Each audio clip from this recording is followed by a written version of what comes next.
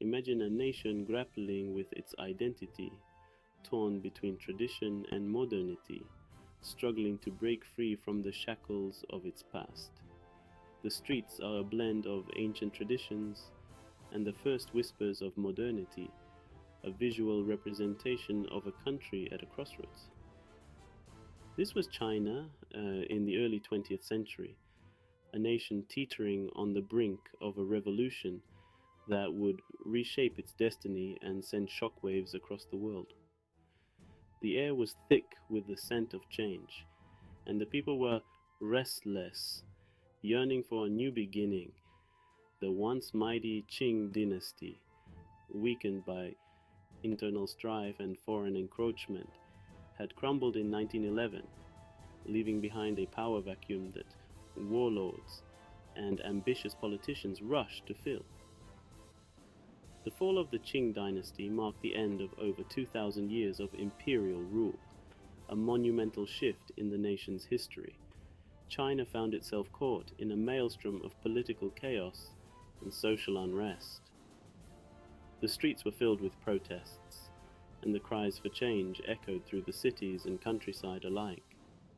Warlords carved out their own fiefdoms, waging brutal campaigns against each other, while foreign powers continued to exploit China's weakness, imposing unfair treaties and controlling key ports and resources. The nation was fragmented, and the people suffered under the weight of constant conflict and foreign domination. The Chinese people, burdened by poverty, famine, and the oppressive rule of both warlords and foreign powers, yearned for a strong leader who could unite the nation and restore its former glory. The desperation was palpable, and the need for change was more urgent than ever. Amidst this tumultuous backdrop, a young man from Hunan province named Mao Zedong emerged as a voice for the dispossessed and a champion of radical change. His ideas began to take root among those who were tired of the old ways and eager for a new direction. Born into a peasant family in 1893, Mao witnessed firsthand the plight of rural China, where poverty, illiteracy, and exploitation were rampant. These harsh realities of peasant life left an indelible mark on him, shaping his beliefs and his vision for the future. These early experiences would shape his worldview and fuel his desire for a more just and equitable society. He saw the suffering of his people and was determined to find a way to lift them out of their misery. Mao's journey from an idealistic youth to a revolutionary leader was deeply intertwined with the chaotic times he lived in. His path was fraught with challenges, but his resolve only grew stronger as he faced each obstacle. As China grappled with its identity, searching for a path to modernity and national rejuvenation, Mao's ideas resonated with millions who yearned for a break from the past and a new vision for the future. His speeches and writings inspired a generation, and his influence began to spread like wildfire across the nation. From a young age, Mao Zedong displayed a thirst for knowledge and a rebellious spirit. He devoured books on history, philosophy, and politics, immersing himself in the works of Western thinkers like Karl Marx and Friedrich Engels, whose ideas on class struggle and revolution resonated deeply with him. Mao's exposure to these revolutionary ideas coincided with his growing awareness of the injustices and inequalities that plagued Chinese society. He witnessed firsthand the exploitation of peasants by wealthy landlords, the corruption of government officials, and the humiliation of China at the hands of foreign powers.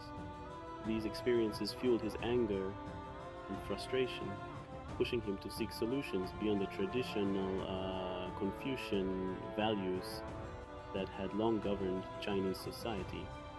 In 1921, Mao Zedong, along with a small group of intellectuals and activists, gathered in Shanghai to formally establish the Chinese Communist Party, or CCP. Inspired by the Bolshevik Revolution in Russia, they believed that only a communist revolution could liberate China from the shackles of feudalism, imperialism, and capitalism. The CCP's early years were marked by clandestine meetings, the distribution of propaganda leaflets, and attempts to organize workers and peasants in urban and rural areas. Mao, with his charisma, sharp intellect, and deep understanding of China's rural peasantry, quickly rose through the ranks of the party.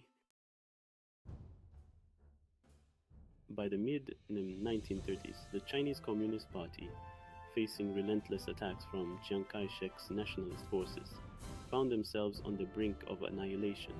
The nationalists, with their superior numbers and better equipment, seemed poised to crush the communist resistance once and for all. Outnumbered and outgunned, the communists were forced to make a desperate gamble, a strategic retreat from their base in southeastern China to the remote northern province of Shanxi. This retreat was not just simple withdrawal, but a calculated move to preserve their forces and regroup in a more defensible location. This arduous journey, which began in October 1934, would become known as the Long March, a pivotal event in the history of the Chinese Communist Party and the rise of Mao Zedong. The Long March was not just a physical journey, but also a journey of ideological consolidation and strategic realignment. The Long March was a grueling test of human endurance, a testament to the unwavering spirit and resilience of the Red Army. The soldiers faced extreme weather conditions, from scorching heat to freezing cold, and had to march through some of the most inhospitable terrains in China.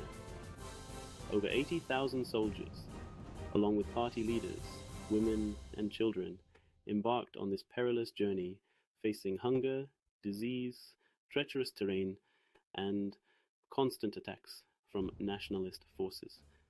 The journey was fraught with danger at every turn, and many did not survive the harsh conditions. They crossed treacherous mountain ranges, traversed desolate grasslands, and forded raging rivers, enduring unimaginable hardships along the way. Each step forward was a battle against nature and the relentless pursuit of their enemies. Throughout this ordeal, Mao Zedong emerged as a true leader, inspiring his comrades with his unwavering determination, strategic brilliance, and unwavering belief in their cause. His leadership was instrumental in keeping the morale of the troops high and ensuring their survival.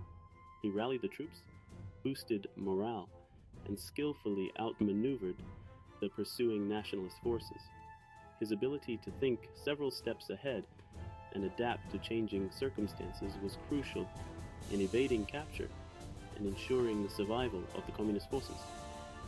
The Long March, though a strategic retreat, became a symbol of the CCP's resilience, their unwavering commitment to their cause, and Mao's ability to lead and inspire even in the face of adversity. It was a defining moment that showcased the indomitable spirit of the communist fighters. It was during the Long March that Mao Zedong solidified his leadership over the CCP, his ideas on guerrilla warfare and peasant revolution gaining widespread acceptance within the party. His strategies and philosophies would go on to shape the future of the communist movement in China. The Long March, while a harrowing experience, had transformed the CCP, forging a new sense of unity, purpose, and unwavering loyalty to Mao Zedong. It was a crucible that tested and ultimately strengthened the resolve of the Communist Party, setting the stage for their eventual victory in the Chinese Civil War. The Long March, despite its hardships, had a profound impact on the fortunes of the Chinese Communist Party.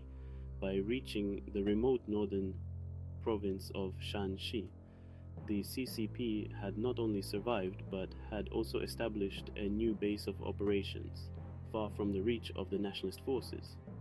Moreover, the Long March had captured the imagination of the Chinese people, transforming the CCP from a beleaguered band of revolutionaries into a symbol of resistance against both Japanese imperialism and the perceived corruption and ineffectiveness of the nationalist government, the outbreak of the Second Sino-Japanese War in 1937 provided a golden opportunity for the CCP to further expand its influence and win over the support of the Chinese people. While the nationalists, led by Chiang Kai-shek, bore the brunt of the Japanese offensive, the communists skillfully employed guerrilla tactics to harass the Japanese forces and establish themselves as a viable alternative to the struggling nationalist government. The CCP's propaganda machine effectively portrayed them as the true patriots, fighting for the liberation of China from both Japanese invaders and the corrupt nationalist regime. As the war dragged on, the CCP's popularity soared, particularly among the peasantry, who had borne the brunt of the fighting and who were attracted to the CCP's message of land reform and social justice. The promise of a better future, where land would be redistributed and social inequalities addressed, resonated deeply with the rural population. This growing support base was crucial for the CCP, as it provided not only manpower but also legitimacy in the eyes of many Chinese citizens.